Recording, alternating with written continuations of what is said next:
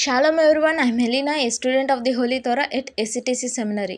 ఈ వారం తోరా గ్రంథమునందు మొదటి పర్ష బెరాషిత్. బెరాషిత్ అనగా ఆరంభంలో అని అర్థం. ఇది సఫర్ తోరాలో మొదటి పర్ష మరియు సఫర్ బెరాషిత్ లేదా ఆది కాండంలో మొదటి పర్ష. ఈ పర్ష యొక్క రెండవ అలియా బెరాషిత్, 2వ అధ్యాయం 4 నుంచి 19వ వచనం వరకు. ఈ రెండవ అలియాలో ఎలోహిం భూమి మరియు ఆకాశాల సృష్టి యొక్క వివరణను కొనసాగిస్తాడు.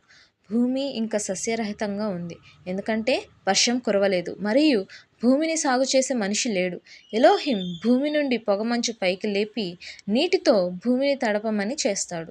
ఆ తర్వాత ఎలోహిం భూమి యొక్క ధూళితో మనిషిని చేసి, అనగా ఆదామును సృష్టించి, అతని నాసిక రంధ్రములలో జీవవాయువును ఊది అతన్ని జీవించే ప్రాణిగా చేస్తాడు. ఎలోహిం ఏదైనా తోటను తూర్పు దిక్కున నాటి అక్కడ ఆదామును ఉంచుతాడు. ఆ తోటలో సౌందర్యవంతమైన మరియు ఫలవంతమైన చెట్లను, అలాగే జీవవృక్షం మరియు మంచి చెడుల తెలిపే వృక్షాన్ని ఉంచుతాడు.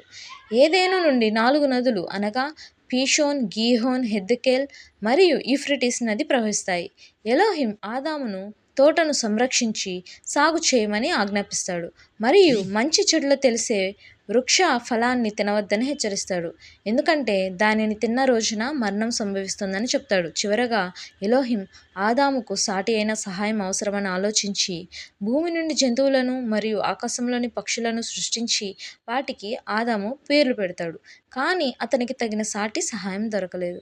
ఈ భాగం ఎలోహిం యొక్క సృష్టి క్రమం, మానవ జీవనం యొక్క ప్రారంభం, ఏదేను తోట యొక్క స్థాపన మరియు ఆదాముకు ఇచ్చిన బాధ్యతలను నొక్కి చెబుతుంది.